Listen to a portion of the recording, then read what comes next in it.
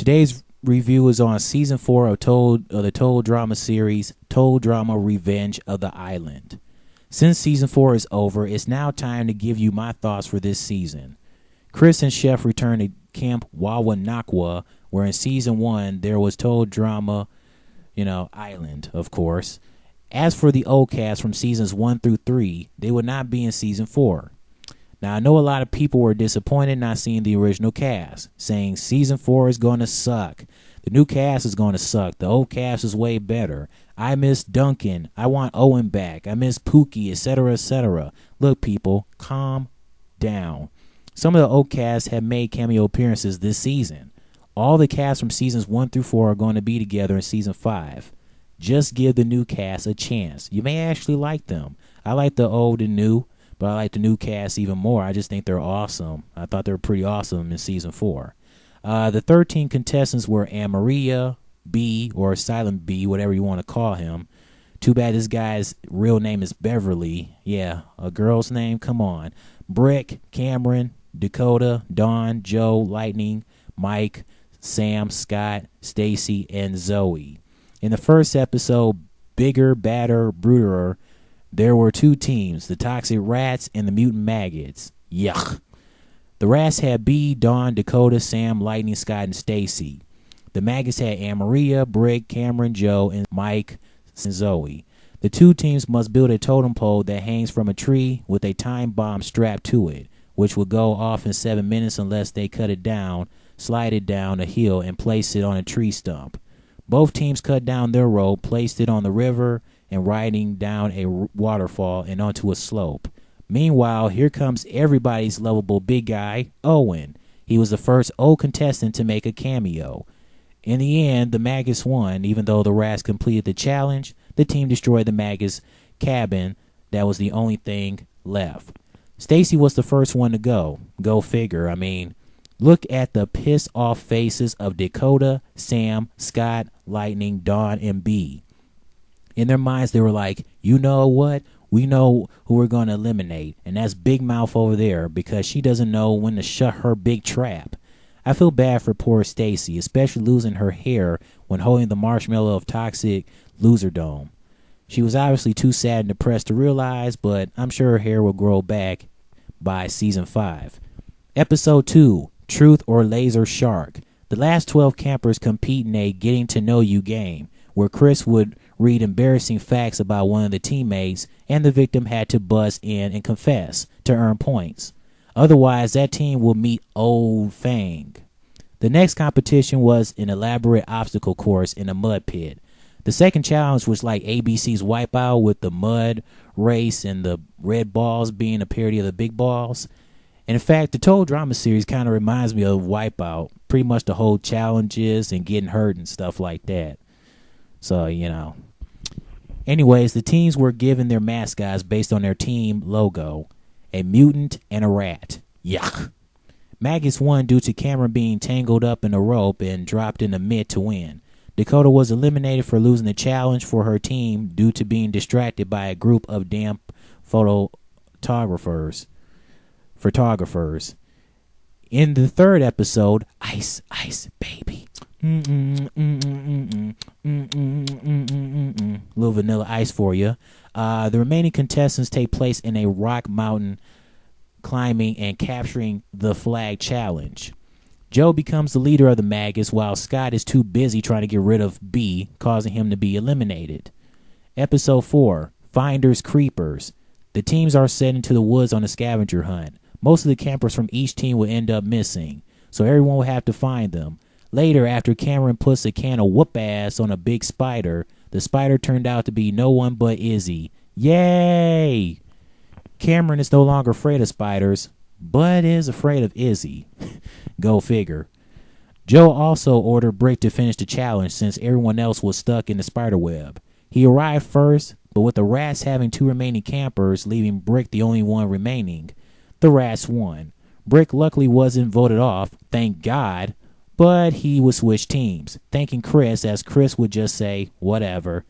You know what, let me talk about Chris for a minute. Chris is such a freaking douche. I used to like this guy back in season 1 because I didn't think he was that of a douchebag. I thought he actually sometimes would care for the contestants. He was just a cool, laid-back guy.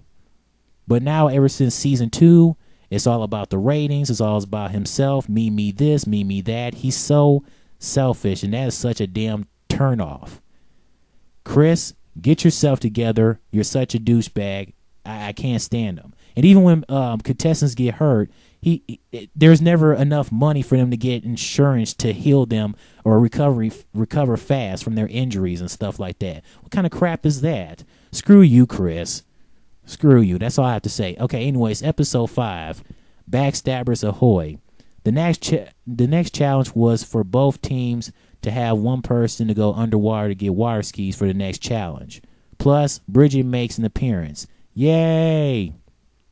Cameron wins the challenge for the maggots when Joe's crazy ass threw him to hit the last mine. Dawn realized that Scott's no good and vowed to expose him for the traitor he is. Until he frames her and gets her voted off. Oh, hell no. Oh, hell no. Dawn goes? Hell no. And she didn't get to tell Lightning and Sam that Scott's a traitor. Man, if I was Dawn, I would have gone to the other side, until I'm done, until I expose for who he is. Okay, so Chef, you might want to hold back a little bit, fall back a little bit, because you're not getting rid of me until I let my friends know how evil Scott is. I'm not getting eliminated until I tell them. Okay, that's me. If I was Dawn, I would like move to the other side and make sure Chef doesn't get me. And if he's chasing me, hey, we'll run around the island until I reveal it. Okay, that's if I was Dawn. I would tell my friends that before I get eliminated. Then once I'm done, I'm like, okay, Chef, you can take me now. But sadly, that didn't work out that way. Episode 6, Runaway Model. The teams have captured a creature from the forest to dress up in a fashion show. Lindsay makes her appearance. Yay! However, she is eventually kidnapped by a Sasquatch, and one of the teams have to rescue her in order to win on Boney Island. Apparently, sadly, Sam failed due to his obsession to play some video games since he wasn't allowed to play video games for a while, and Joe won for the maggots. With the makeup that Mike, as his old man Chester personality, put so much makeup on her and stuff like that, and then she realized after the challenge was over, ended up throwing stuff at Mike. Sam got the boot, but at least he got the girl of his dreams. But too bad Chris got rid of him quick before he could get Dakota's number. Wow. What a dick. What a dick. Number 7. A mind is a terrible thing to waste. The teams are sent into an abandoned mine. Ezekiel, who still looks like Golem from Lord of the Rings, shows up and has a crush on Anne-Maria. I think Zeke and Anne-Maria would look great together. But sadly, she doesn't have feelings for him. But Zeke gives her a diamond to make her feel better. At the end of the episode, there was a double elimination. Brick leaves and Zoe, Mike, and Cameron give him a salute goodbye. Anne-Maria quits the show because she will be rich when having the diamond. Until Chris tells her that it's useless and Dakota returns as Anne-Maria's replacement. Number 8, or episode 8, The Treasure of Dr. McLean. The teens wake up in the middle of the lake where Dakota turns into some monster due to a toxic exposure. Gwen makes her appearance when buried alive with Sam. The first team to rescue those two will win. Scott still has some evil tricks up his sleeve and tricked his team digging somewhere else where Gwen and Sam were not found buried alive. Dakota gets eliminated for the third and final time, not caring, and pretty much as long as her and Sam are together, making out. Number 9, Grand Chef Otto. When Cameron accidentally told Scott about Mike's mental personality disorders, he makes sure that he's the next one to go. And I was hoping and praying that Mike would not be the next one to go. But it was obvious. And to make sure that he does not try to save Zoe whenever she's in danger.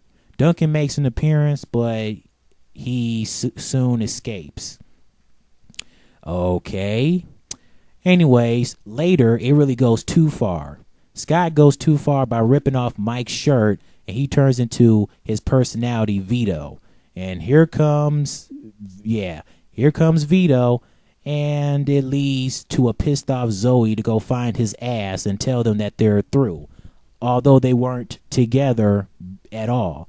Scott then tricks Mike. He takes him to some landmark and knocks him out. Oh, he is such a ginger dick. This guy is going down. While unconscious, Zoe shows up seeing him like this, and Mike finally gets rid of his personalities for good. Cameron accidentally telling Zoe about his disorder, and he cried me up when he's like, "What's wrong with me?" Nothing's wrong with you, man. I mean, hey, she had to find out eventually. Anyway, Zoe likes him the way he is. But Mike still gets eliminated by Scott because Scott get to choose who he wanted to get eliminated. Before his elimination, Mike and Zoe almost shared a kiss. But you know how Chris is. He ruins it. And they don't get to kiss. That sucks. Number 10, Up, Up, and Away, My Pitiful Balloon. In the final it's the final 5, baby. And here comes everyone's favorite Queen Bee. No, not that Queen Bee. That's the wrong Queen Bee. Not Little Kim. This Queen Bee right here, Heather. Heather's hair is long again, just like in season 1. Although I thought she looked hotter with a ponytail in World Tour. But she looks good with the long hair. Anyways, Cameron joins an alliance with Joe, but he betrays her. And go Cameron. That's what I'm talking about. And his machine is pretty much the reason Heather pretty much got destroyed. Heather steals the $1 million, so the remaining 5 go after her. Zoe also gets a little revenge on Scott. Go Zoe! And Joe gets eliminated. Finally, number 11, Eat, Puke, and Be Wary. It's the final 4, taking a cooking challenge, making disgusting meals, and Chef takes over for Chris as the host because Chris fell in one of Scott's traps. DJ makes an appearance. Zoe goes crazy and becomes Commando Zoe just to get more revenge on Scott. Lightning finishes the challenge without touching the flag until he dances backwards towards it, hits Cameron, meaning Cameron is the winner, and sadly Lightning now hates Cameron since he jumped on his back without him noticing. Scott gets injured and voted off. Yes! Number 12, the Enchanted Franken Forest. Zoe and Cameron and Lightning are in the final 3. They have to go through a forest full of giant carnivorous plants to reach to the finish. Zoe and Cameron form an alliance to stop Lightning. Everything is fine until Zoe's personality has gone too far, accusing Cameron of trying to get rid of her and forgetting that they are a team, not a one-man show. Zoe turns back to her old self once she rescued him from Larry, the Venus flytrap. In the end, Lightning won and would choose one person to go home. Cameron would offer himself to leave, but Lightning chose Zoe. No! No, I want to see Cameron and Zoe in the final 2. That would have been cool. And one of those 2 should have won. Reason for this was that she was more worthy opponent. And Chris thought it would be a snooze fest if Cameron and Zoe were in the final 2. Oh, whatever. You're a snooze fest. Finally, Brain versus Brawn. Episode 13, The Ultimate Showdown. Cameron versus Lightning. The first ever male versus male matchup. The first same gender versus gender matchup. These 2 duke it out at the Coliseum. Cameron wears a robotic suit of armor when fighting Lightning. Sooner or later, animals start attacking the cast, and despite fighting Lightning, Cameron worries more about saving his friends. Ezekiel tries to kiss Anne Maria, but sadly he doesn't get to because Cameron knocks him out, saving her. In the end, Lightning is covered by toxic waste barrels and then struck by actual lightning, turning his hair white. Cameron's suit short circuses and he collapses first. He tries to get up but doesn't. He's not able to. And then lightning lands on him. And sadly in the U.S., Lightning wins.